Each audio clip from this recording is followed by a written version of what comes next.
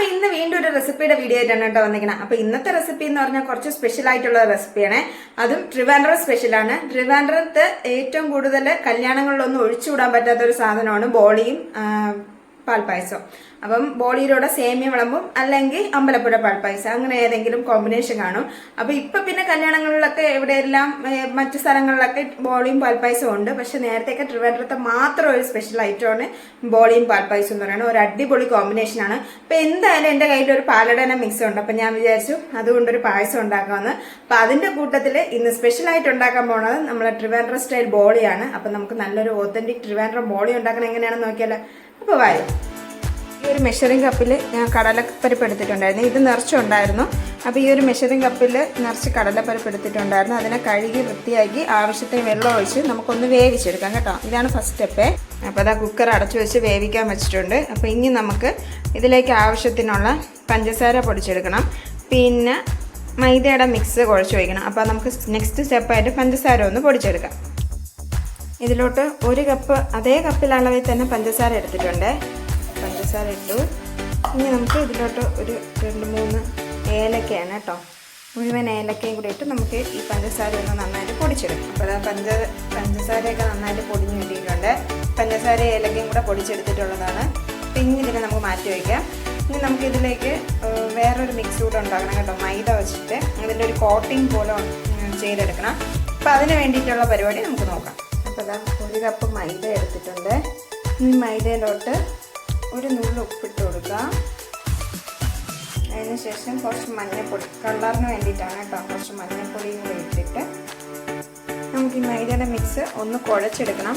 ചപ്പാത്തിയുടെ അത്ര കട്ടി വേണ്ട, അതിനെയും കാട്ടി കുറച്ചും കൂടെ ലൂസായിട്ട് വേണം കേട്ടോ ഈ മൈദയുടെ മിക്സ് ഒന്ന് കുഴച്ചെടുക്കാനായിട്ട്. അപ്പോൾ കുഴച്ചെടുത്തിട്ട് നോക്കാം. നമ്മൾ വിസിൽ വന്ന് തുടങ്ങിയിട്ടുണ്ട്. അപ്പോഴത്തേക്ക് അതിൻ്റെ ഇടയിൽ കൂടെ തന്നെ ഒരു 2-3 വിസിൽ കേട്ടിട്ടുണ്ട്. അതിനുശേഷം തീ ഒന്ന് ചെറിയ ഫ്ലെയിമിലാക്കി ഒരു 5 മിനിറ്റും കൂടെ വേവിക്കണം കേട്ടോ. വേവിച്ചിട്ട് അത് ഓഫ് ചെയ്താൽ മതി. അപ്പോൾ അതാ നമ്മുടെ മൈദയുടെ മാവ് നല്ല ഇച്ചിരി ലൂസായിട്ടാണ്, ഭയങ്കര ലൂസൊന്നല്ല,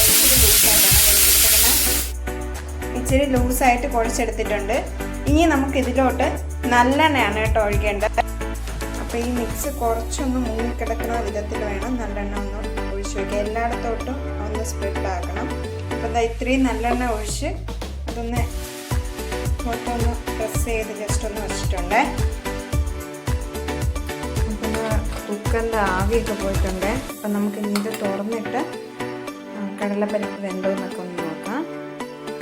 അപ്പം തുറന്നപ്പം നല്ലതായിട്ട് വെന്ത് വെള്ളമൊക്കെ ഏകദേശം വറ്റി നല്ല വെന്തിരിപ്പുണ്ട്. കണ്ടോ, നല്ല വെന്ത് നല്ല പരിപാടിയുണ്ട്. ഇനി ഇതിൽ ബാക്കിയുള്ള വെള്ളവും കൂടെ നമുക്ക് ഊറ്റിക്കളയാം. അതിനുശേഷം നമുക്കിതിനെ ഒന്ന് ജസ്റ്റ് ഒന്ന് ക്രഷ് ചെയ്തെടുക്കണം കേട്ടോ മിക്സിയുടെ ജാറിലിട്ട്. അപ്പം അതുകൂടെ ചെയ്തിട്ട് നോക്കാം. അപ്പം എന്താ ഈ ഒരു പരുവത്തിലാണ് കേട്ടോ അടിച്ചെടുത്തിട്ടുള്ളത്. അടിച്ചെടുത്ത് ഫുള്ളായിട്ട് അടിച്ച് നോക്കിയെടുക്കാം. നന്നായിട്ടുണ്ടോ. അപ്പോൾ ഇതാ ഒരു പാൻ അടുപ്പത്ത് വെച്ചിട്ടുണ്ട്. അതിലോട്ട് നമ്മൾ നേരത്തെ പൊടിച്ച പഞ്ചസാരയും ഏലക്കയും കൂടെ പൊടിച്ചു വെച്ചതും അതിൻ്റെ കൂട്ടത്തിൽ നമ്മളിപ്പം ഈ വേവിച്ച് വെച്ച കടലപ്പരിപ്പ് മിക്സിയിൽ ചെറുതായിട്ടൊന്ന് ക്രഷ് ചെയ്തെടുത്തതും രണ്ടും കൂടി ഇട്ട് മിക്സ് ചെയ്തിട്ടുണ്ട്. ഇനി രണ്ടും കൂടെ നന്നായിട്ടൊന്ന് ഉരുക്കിയെടുക്കണം. അപ്പോൾ ഇതിലോട്ട് കുറച്ച് നെയ്യ് കൂടെ നമുക്ക് ചേർത്ത് കൊടുക്കണം. അപ്പോൾ ഇതിലോട്ട് കുറച്ച് നെയ്യ് കൂടെ ചേർത്ത് കൊടുത്തിട്ടുണ്ട്. അപ്പോൾ എന്താ എല്ലാം കൂടെ നന്നായിട്ട് മിക്സ് ചെയ്ത് ഇനി നമുക്ക് കുറച്ച് സമയം ഇതിൻ്റെ വെള്ളം ഒക്കെ വറ്റണത് വരെ നമുക്കൊന്ന് മിക്സ് ചെയ്ത് ഇച്ചിരി കട്ടിയാക്കി എടുക്കണം കേട്ടോ. എന്നിട്ടാണ് ബാക്കിയുള്ള കാര്യങ്ങളൊക്കെ.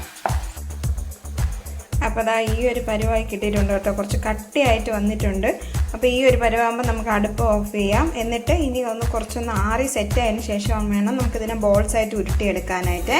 അപ്പോൾ നമുക്കൊന്ന് ആറാൻ വേണ്ടി വെയിറ്റ് ചെയ്യാം.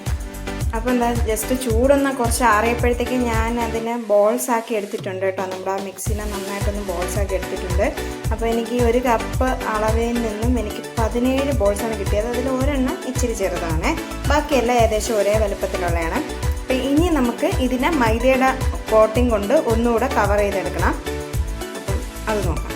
മൈദ എടുത്തത് ഇതുപോലെ നന്നായിട്ട് പരത്തിയെടുക്കണേ. പരത്തിയെടുത്തതിന് ശേഷം ഓരോ ഉരുളകളും ഇതുപോലെ ഇതിൻ്റെ അകത്ത് വെച്ച് നമുക്ക് മടക്കിയെടുക്കാം. എങ്ങനെയാണ് കേട്ടോ കിട്ടുന്നത്. അപ്പോൾ ഇത് തിന്നായിട്ടൊരു ലെയർ മതി. ഇപ്പോൾ എക്സസ് ആയിട്ട് വരണേനെ നമുക്കങ്ങ് മുറിച്ച് മാറ്റാം കേട്ടോ. അങ്ങനെ ഇത് ഫുള്ള് നമുക്കൊന്ന് ഫോൾഡ് ചെയ്തെടുക്കാം.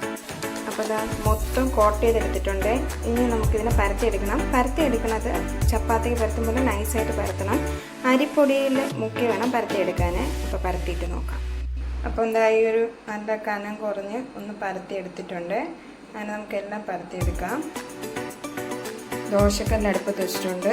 ചൂടായി വെള്ളം ഒന്ന് നല്ല രീതിയിൽ വറ്റിയ ശേഷം നമുക്ക് ഈ പരത്തി വെച്ചിരിക്കുന്ന ബോളി അതിലോട്ട് ഇട്ട് കൊടുക്കാം. രണ്ട് സൈഡും ഒരുപാട് നേരമൊന്നും വേവിക്കുന്നില്ല. ജസ്റ്റ് ഒന്ന് ചെറുതായിട്ട് വെന്ത് വരുമ്പോഴത്തേക്ക് കുറച്ച് നെയ്യ് കൂടെ തടവി കൊടുക്കാം കേട്ടോ. രണ്ട് സൈഡും ഒന്ന് ജസ്റ്റ് നെയ്യ് കൂടെ തടവി കൊടുക്കാം.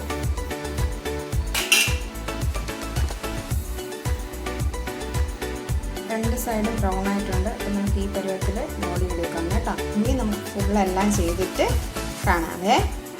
അപ്പം നമ്മുടെ ബോളി ഫുൾ അങ്ങനെ സെറ്റായി കിട്ടിയിട്ടുണ്ട് കേട്ടോ. അപ്പോൾ ഇത് ഞാൻ കുറച്ച് ഒന്ന് ഷോയ്ക്ക് വേണ്ടി എടുത്ത് വെച്ചതേ ഉള്ളൂ. ബാക്കി ഫുള്ള് നമ്മൾ ചുട്ടെടുത്തിട്ടുണ്ട്. അപ്പം നമ്മുടെ പായസം കൂടെ വെച്ച് ടേസ്റ്റ് ചെയ്ത് നോക്കാം. നമ്മുടെ പായസം ഇവിടെ റെഡി ആയിട്ടിരിപ്പുണ്ട്. അപ്പോൾ പായസവും ബോളിയും കൂടെ ചേട്ടനൊന്ന് ടേസ്റ്റ് ചെയ്യാൻ കൊടുക്കാം. അപ്പോൾ അതാ ബോളിയും പായസമായിട്ട് എടുത്തിട്ടുണ്ട്.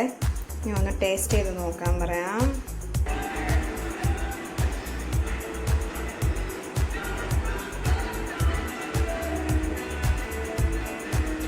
എങ്ങനെയുണ്ട്?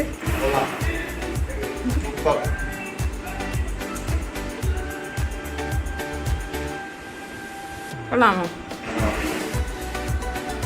അപ്പം എല്ലാവരും ട്രൈ ചെയ്ത് നോക്കണം. ട്രൈ ചെയ്ത് നോക്കിയിട്ട് ഫീഡ്ബാക്ക് എങ്ങനെയാണെന്ന് അറിയിക്കണം. അതുപോലെ ഞങ്ങളുടെ ചാനൽ ഇഷ്ടപ്പെട്ടാൽ ഒന്ന് സബ്സ്ക്രൈബ് ചെയ്യാനും മറക്കരുത്. പിന്നെ വീഡിയോ ഇഷ്ടപ്പെട്ടാൽ ഒന്ന് ലൈക്ക് ചെയ്യാനും മറക്കരുത്. അപ്പം അടുത്ത വീഡിയോ ആയിട്ട് കാണുന്നത് വരെ ബൈ ബൈ.